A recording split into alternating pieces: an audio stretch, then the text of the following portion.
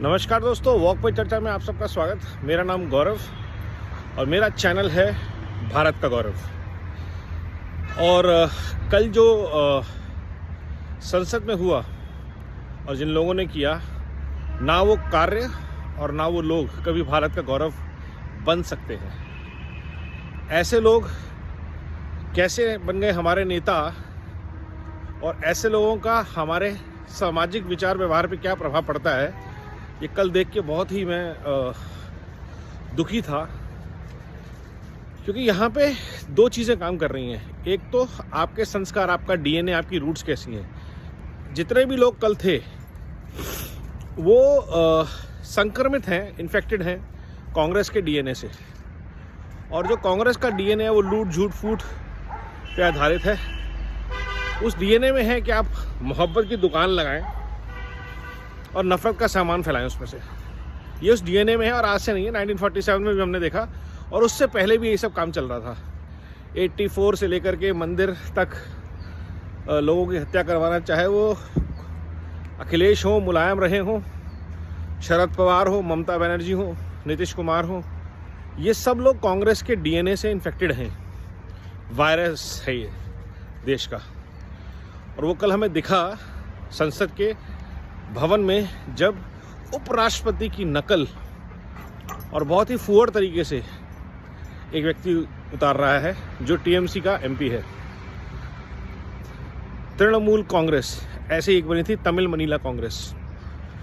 और ये जिसमें भी कांग्रेस का शब्द या उसका डीएनए होगा वो ऐसी हरकतें करेंगी। They will always behave like union of organs. They are not humans.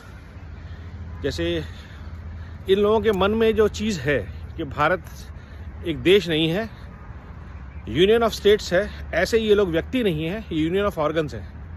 और इनको एक ही काम करना आता है, वो है राहुल यापा।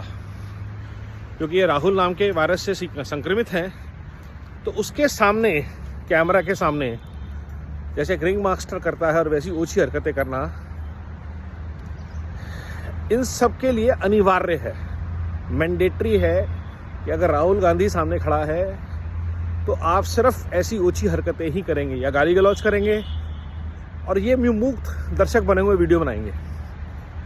और ये कांग्रेस के सारे प्रवक्ता देख लीजिए आप, अच्छे भले लोग, पढ़े लिखे लोग यहाँ पे आके पागलों की तरह गाली गलौज करने लगते हैं और भूल जाते हैं कि वो किस देश से आते हैं। उनके संस्कार, उनकी संस्कृति, उनकी डीएनए से दिखती है। लेकिन उससे बड़ी बात यह है कि आज ये लोग क्यों परेशान थे। ये लोग परेशान थे कि संसद पे अटैक हुआ। और संसद पे अटैक किसने करवाया? जो कांग्रेस के कार्यकर्ता कैसे पहुंच गए संसद के में अटैक करने के लिए? क्या मोटिव था? किसने उनको बोला कि बेटा बेरोजगार बन के जाओ? 42 साल के, जिनको 32 साल की उम्र तक कांग्रेस रोजगार नहीं दे पाई, वो आज बेरोजगार हैं, वो जाके यहाँ पे अटैक कर रहे हैं। क्यों? किसी ने तो उनको रास्ता दिखाया होगा, पैसे दिए होंगे। क्यों कांग्रेस के कार्यकर्ताओं को कांग्रेस के एमपी से पास नहीं बनवाना? उन्होंने भाजपा के एमपी से पास क्यों बनवाया? ये भी सोचने वाली बात है। और इन्वेस्टिगेशन होनी चाहिए इस इशू पे।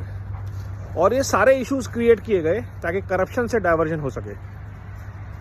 जो 350-400 करोड़ पकड़ा गया और बाकी जगह देश में पकड़ा जा रहा है, जो भ्रष्टाचार पे प्रहार चल रहा है। एक तरफ देश में भ्रष्टाचार पे प्रहार चल रहा है और दूसरी तरफ प्रगति की रफ्तार चल रही है। और ये दोनों चीज़ें जो हैं वो इस रेग्रेसिव एंटी नेशनल डेलीगेट्स जो है,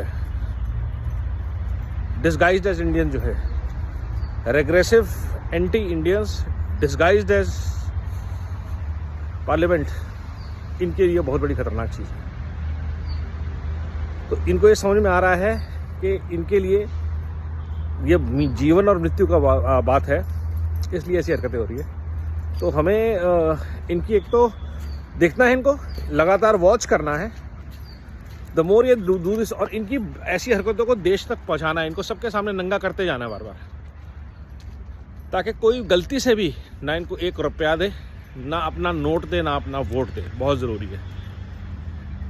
आज की चर्चा सिर्फ इसी कार्य की भर्त्सना के लिए और इससे जुड़े बाकी मुद्दों के लिए थी कि क्यों हो रहा है ये सब। सोचिए, विचार कीजिए, अपने कमेंट कीजिए। और मेरे चैनल को सब्सक्राइब कीजिए। वंदे भारत, वंदे मातरम।